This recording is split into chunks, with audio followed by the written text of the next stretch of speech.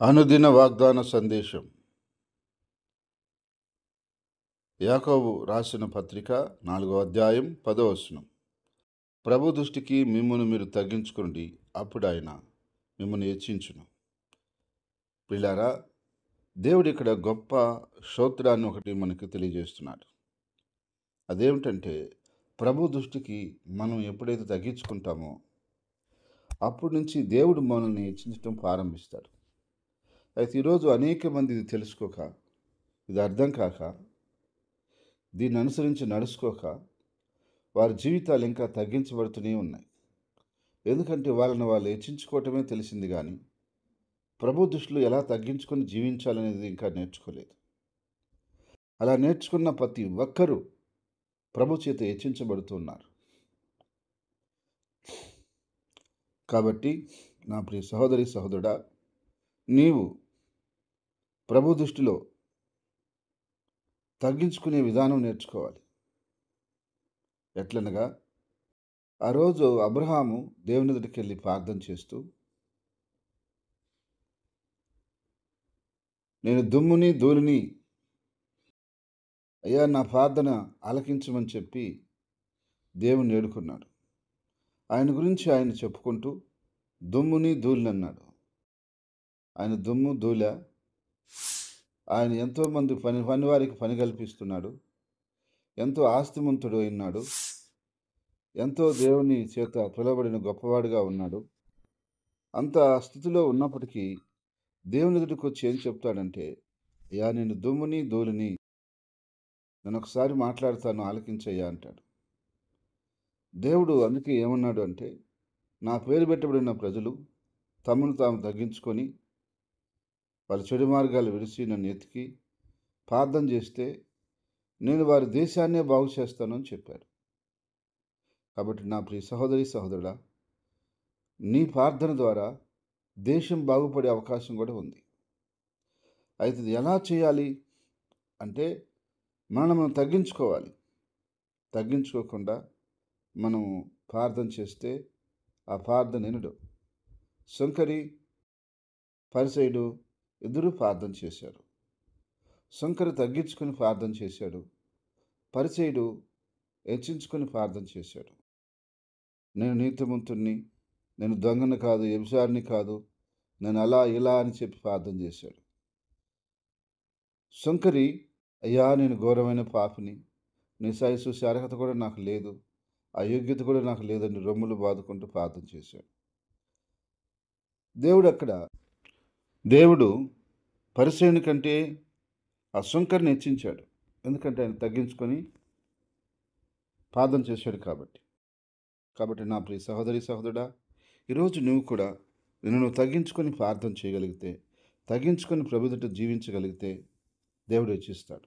కానీ ఈరోజు మనుషులు వారికున్న అందాన్ని బట్టి, వారికున్న తెలివితేటలను బట్టి, వారికున్న ఉద్యోగాలను బట్టి, వారికున్న వ్యాపారాలను బట్టి, వారికున్న బలాన్ని శక్తిని బట్టి, వారికున్న పలుకుబడిని బట్టి, వారికున్న అనుభవాన్ని బట్టి, వారికున్నటువంటి వయస్సును బట్టి, వారు కలిగినటువంటి వాటిని చూసుకొని వారు నేను గొప్ప అని వాళ్ళు ప్రవర్తిస్తున్నారు. కానీ ప్రభు దృష్టిలో మనం ఎంతటి వాళ్ళం? ఒకసారి ఆయన మనం జ్ఞాపకం చేసుకోకపోతే మనం తెల్లారి లేస్తామా? ఆ గనుడు, మహాగనుడు దగ్గరికి వచ్చి మనం గొప్ప అని చెప్పుకుంటే ఎట్లా? ఆయన గొప్ప, ఆయనే గొప్ప ఎల్లప్పుడూ. కాబట్టి ఆయన దృష్టిలో మనం ఎప్పుడు కూడా తగ్గించుకొని మనం జీవించగలిగితే దేవుడు మనల్ని బహుగా హెచ్చిస్తాడు. అయితే ఈరోజు అనేక మంది తెలుసుకోక, అది అర్థం కాక వాళ్ళు అలాగే నశించిపోతున్నారు. అయితే ఎట్లా తగ్గించుకోవాలని మనం ఆలోచన చేస్తే మరొక విషయాన్ని కూడా నేను చెప్తాను. విలియం కేరీ ఇంగ్లాండ్ నుంచి మన భారతదేశానికి వచ్చి ఎన్నో సంస్కరణలు తీసుకొని వచ్చి ఎంతో గొప్ప పరిచర్య చేశాడు. అయితే ఒకరోజు ఆయన గురించి ఒక వ్యక్తి ఒక సభలో చెప్పాలనుకొని ఆయన మాట్లాడే సమయంలో 2 మాటలు చెప్పాడు. విలియం కేరీ ఇంగ్లాండ్ నుంచి మన దేశానికి వచ్చి మన దేశంలో ఎంత గొప్ప సేవ చేశాడని, ఆయన చేసిన సేవా కార్యక్రమాల గురించి మాట్లాడుతున్నప్పుడు మరొక వ్యక్తి లేచి ఇలా అన్నాడట, విలియం కేరీ ఎవరో తెలుసా? చెప్పులు కుట్టుకునేవాడండి. ఆయన చెప్పులు కుట్టుకునేవాడు ఇంగ్లాండ్‌లో. అయినా పెద్ద విషయం కాదు అన్నాడట. అప్పుడు విలియం కేరీ పైకి లేచి, బ్రదర్, నేను చెప్పులు కుట్టుకునేవాడిని కాదు బ్రదర్. పాత చెప్పులు కుట్టుకునేవాడిని. నాకంత స్తోమత కూడా లేదు. ఎవరన్నా తెగిపోయిన చెప్పులు తెస్తే కుట్టి పంపించుండేవాడిని కానీ, నేను కొత్త చెప్పులు కుట్టి పంపించే అన్న స్థితి నాకు లేదు. అంత గొప్పవాడిని కాదు నేను. ఇంకా తక్కువలో ఉన్నా. కానీ ప్రభువు నన్ను పిలిచి ఇక్కడ పంపించాడు, సేవ చేపించాడు. అంతవరకే. అదంతా ప్రభువుకే మహిమ అన్నాడట. అప్పుడు అతను సిగ్గు పడి తల వంచుకున్నాడంట. ఈ విధంగా మనల్ని మనమే తగ్గించుకుంటే దేవుడు ఇంకా మనల్ని హెచ్చిస్తాడు. మనల్ని మనమే అట్టా ఇట్టా అని చెప్పుకుంటే దేవుడు మనల్ని తగ్గిస్తాడు. ఈ సూత్రం మనం తెలుసుకుంటే ఖచ్చితంగా దేవుని ఎదుట మనల్ని మనం తగ్గించుకొని మనం జాగ్రత్తగా నడుచుకుంటే రాబోయే దినాల్లో దేవుడు మనల్ని హెచ్చిస్తాడు. బైబిల్లో మనం చూస్తే భక్తులందరూ కూడా, ఆయన ప్రవక్తలందరూ కూడా దేవుని ఎదుట తగ్గించుకొని ప్రార్థన చేశారు, తగ్గించుకొని జీవించారు. తర్వాత వాళ్ళని ఎంత ఘనంగా దేవుడు పైకి తీసుకొచ్చాడు, ఎంత అద్భుతంగా ఆశీర్వదించాడు, ఎంత స్థాయికి తీసుకెళ్ళాడు, ఎంత గొప్ప స్థానంలో పెట్టాడు, ఎంత గొప్పగా వాడుకున్నాడు. ఎందుకని? వాళ్ళని వాళ్ళు తగ్గించుకున్నారండి. దేవుడు వాళ్ళని అంతగా హెచ్చించాడు. మరి నువ్వు ఈరోజు హెచ్చించబడాలా దేవుని చేత? దేవుని ఇంకా పైకి తీసుకురావాలని ఆశపడుతున్నావు కదా. ఎలాంటప్పుడు నువ్వు తగ్గించుకోవటం కూడా నేర్చుకోవాలి కదా. అదే కదా స్తోత్రం. కాబట్టి నా ప్రియ దేవుని బిడ్డ, పరిశుద్ధుడా, పరిశుద్ధురాలా, నీవు తగ్గించుకో, దేవుని హెచ్చిస్తాడు. నీవు అన్ని విధాలుగా హెచ్చించబడతావు.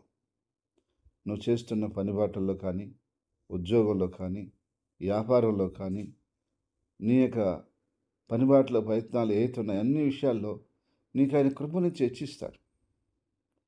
ఆయన ఒకరిని తగ్గించగలడు, ఒకరిని హెచ్చించగలడు. అది ఆయన చేతిలో ఉంది, ఎవరి చేతిలో లేదు. సాతాను హెచ్చించుకున్నాడు, తీసుకుని వచ్చి పాతాళంలో దోసేసినాడు. ఎంత పెద్ద వ్యక్తి అయినా సరే తను తాను హెచ్చించుకొని గర్వపడితే అక్కడి నుంచి నెట్టేస్తాడు దేవుడు. అంతే. ఎప్పుడు మనం హెచ్చించుకోకూడదు, తగ్గించుకొని పోతా ఉండాలి. ఒక అడుగు తగ్గించుకొని పోతూ ఉండాలి. అప్పుడు దేవుడు ఇంకా మనల్ని ఇంకా ఒక మెట్టు పైకి తీసుకొని వస్తూ ఉంటాడు, పైకి తీసుకొస్తూ ఉంటాడు. ఈ స్తోత్రం పరిపూర్ణంగా అర్థం చేసుకుని మనం నడుచుకుందాం. తప్పకుండా దేవుడు మనల్ని ఇది మొదలుకొని హెచ్చించి ఆశీర్వదించి వర్ధలు చేయనుగాక. ఆమేన్. ప్రార్థన. ప్రేంగల తండ్రి, పరిశుద్ధమైన దేవా, నీకు స్తోత్రాలు చెల్లిస్తున్నాం. ఈరోజు అనేక మంది వారిని హెచ్చించుకోవటం తెలిసింది కానీ తగ్గించుకోవటం తెలియలేదు. నా ప్రభువా, మమ్మల్ని మేము ఎలా తగ్గించుకోవాలో అలాంటి జీవితం మాకు మీరు సహాయం చేయండి నాయన. అది మాకు నేర్పించు నాయన. నీ సన్నిధిలో ఏ విధంగా తగ్గించుకొని నడుచుకొని నీ నామాన్ని మహింపరచాలో మాకు సహాయం చేయమని ప్రార్థిస్తున్నాను. నిన్ను నమ్ముకొని మా ద్వారా నిన్ను ఆరాధన చేస్తున్నా, వెంబడిస్తున్నా ప్రజలు అందరి కొరకు ప్రార్థన చేస్తున్నా. మందిరానికి వచ్చే బిడ్డలు కావచ్చు, యూట్యూబ్లో వాక్యం వింటున్న బిడ్డలు కావచ్చు, టీవీ కార్యక్రమం ద్వారా వాక్యం వింటున్న బిడ్డలు కావచ్చు, ప్రతి బిడ్డని కూడా నీ ఎదుటికి తీసుకొచ్చి ప్రభువా నీ ఎదుట ప్రార్థన చేస్తున్నాను. ప్రతి బిడ్డని మీరు బలపరచండి, సంపూర్ణంగా మార్చండి. ఏ కలంకము, మచ్చ, డాగు లేకుండా శుద్ధిపరచండి ప్రభువా. మేము బలహీనలము తండ్రి. నాయన నువ్వు గనుడివి ప్రభువా. మమ్మల్ని పరిపూర్ణంగా చేసి నీ రాజ్యంలోకి తీసుకోమని ప్రార్థిస్తున్నాం. నా తండ్రి, మీ రక్తంతో మళ్ళీ కడగమని శుద్ధిపరచమని ప్రార్థిస్తున్నాం. అయ్యా, నువ్వే గనుడువు నాయన, గొప్పవాడు నాయన, సర్వోన్నతుడివి, సర్వాధికారివి తండ్రి. ప్రతి బిడ్డని మీరు బ్లెస్ చేయమని ప్రార్థిస్తున్నాను. వ్యాధి బాధలను తీసేయమని ప్రార్థిస్తున్నాను. ఆర్థిక సమస్యలను తీసేయమని ప్రార్థిస్తున్నాను. అప్పులు ఊబులు కోరుకొని పోయి విడుదల లేక అల్లాడిపోతున్న బిడ్డలున్నారు. వారిని విడిపించమని, వారు బయటపడే మార్గం చూపించమని, సహాయం చేయమని ప్రార్థన చేస్తున్నాను. నా తండ్రి, నిశ్చయంగా ప్రతి ఒక్క బిడ్డని మీరు బ్లెస్ చేయమని ప్రార్థిస్తున్నాను. నా దేవా, నా తండ్రి, నాయన ఈ దినం నీ బిడ్డలు వెళ్తున్న ప్రయాణాల్లో, పనుల్లో, మార్గాల్లో నువ్వు తోడుగా ఉండు నాయన. ఎలాంటి అపాయాలు, ప్రమాదాలు లేకుండా కాపాడు. మమ్మల్ని, మా పిల్లలని, మా కుటుంబాలని నీ చేతులకు అప్పగించుకున్నాం. నువ్వే కంచి కాపుదలేసి భద్రపరచమని ప్రార్థిస్తున్నాం. అయ్యా, నీ బిడ్డలు ఏ పనులకి, ఏ ఉద్యోగాలకి, వ్యాపారాలకి వెళ్తున్నారు. అక్కడ మీ హస్తం తోడుగా ఉంచి ఆశీర్వదించి, జ్ఞానం తెలివిచ్చి వాడుకోమని, నడిపించమని ప్రార్థిస్తున్నాం. చదువుకునే బిడ్డలకు మంచి తెలివితేటలు ఇచ్చి ఆశీర్వదించమని ప్రార్థిస్తున్నాం. వివాహం కావాల్సిన యవన బిడ్డలకు మంచి సంబంధాలు సమకూర్చి వివాహాలు జరిగించమని ప్రార్థిస్తున్నాం. గర్భఫలం లేని బిడ్డలని అయ్యా మీరు దర్శించి గర్భఫలాలు దయచేయమని ప్రార్థిస్తున్నాం. ఉద్యోగం లేని బిడ్డలని ఉద్యోగాలు ఇచ్చి మీరు ఆశీర్వదించమని ప్రార్థిస్తున్నాం. ప్రభువా, కుటుంబంలో కలతలతో కలవరాలుతున్న కుటుంబాల్ని సమాధానపరిచి సంతోషంగా, సమాధానంగా భార్య, భర్త, బిడ్డలు కలిసి జీవించడానికి నువ్వు సహాయం చేయమని ప్రార్థన చేస్తున్నాం. అయ్యా, మా దేశంను రక్షించండి, దేశ ప్రజలను రక్షించండి, దేశ నాయకులను రక్షించండి. ప్రభా, భూమి మీద ఉన్న అయ్యా నీ యొక్క సంఘం అంతటిని జ్ఞాపకం చేసుకో. సార్వత్రిక సంఘాన్ని అయ్యా మీరు జ్ఞాపకం చేసుకొని అయ్యా నిశ్చయముగా తండ్రి నీ రాకడకు సిద్ధపరచండి. ప్రతి సంఘాన్ని ఆశీర్వదించండి. ప్రతి సేవకుని వాళ్ళ కుటుంబాన్ని మీరు ఆశీర్వదించండి. అయ్యా అన్ని విధాలుగా నీ కార్యాలతో, నీ మేలుతో, నీ సంతోషంతో నింపి బలపరిచి వదులు చేయమని, ఎలాంటి ఒడిదుడుకులు లేకుండా కాపాడమని అయ్యా మా దేశంలో, దేశ ప్రజలను అయ్యా ముఖ్యంగా జ్ఞాపకం చేసుకొని మీ యొక్క రక్తంతో కడిగి నాయన విడిపించమని, పరలోకానికి చేర్చుకోమని అయ్యా నీ చేతులకి మమ్మల్ని అందరిని అప్పగించుకుంటున్నాం. సంఘాన్ని అప్పగిస్తున్నాం. ఈ సమస్తాన్ని చేతుల్లో పెడుతున్నాం. ప్రభా, నువ్వు సహాయం చేయి తండ్రి. నువ్వు తప్ప ఎవరున్నారు తండ్రి? నువ్వు తప్ప మాకెవరున్నారు తండ్రి? నువ్వు సహాయం చేసే దేవుడివి మేము నమ్ముతున్నాం ప్రభా. నిశ్చయంగా సహాయం చేయమని, నిశ్చయంగా ఆశీర్వదించమని, నిశ్చయంగా బలపరచమని, నిశ్చయంగా అభివృద్ధి చేయమని, నిశ్చయంగా స్వస్థపరచమని, నిశ్చయంగా బాధల, సమస్యలు, ఇరుకుల్లో నుంచి అప్పుల బాధను విడిపించమని, నిశ్చయంగా ప్రతి బిడ్డని జ్ఞాపకం చేసుకొని ప్రతి కుటుంబానికి మేలు చేసి అయ్యా నీ వాగ్దానాలు నెరవేర్చి నిన్ను ఘనపరచుకోమని, అయ్యా నువ్వు సహాయం చేయకపోతే ఎవరు సహాయం చేస్తారయ్యా? నువ్వు సహాయం చేయమని నీ దాసునిగా ప్రార్థన చేస్తున్నానయ్యా. అయ్యా కనికరించి కృప చూపించమని, ఈరోజు పుట్టినరోజును, వివాహ దినమును జరుపుకుంటున్న వ్యక్తులని, బిడ్డల్ని, కుటుంబాలని పేరు పేరును మీరు ఆశీర్వదించి దీవించి కాపాడి వర్ధల చేయమని యేసుక్రీస్తు నామములో ప్రభువా మమ్మల్ని అందరినీ నీ చేతులకు అప్పగించుకుంటూ నీకే మహిమ, ఘనత, ప్రభావాలు చెల్లిస్తూ యేసుక్రీస్తు నామమున ప్రార్థించి అడిగి వేడుకుంటున్నాను తండ్రి. Amen, amen, amen.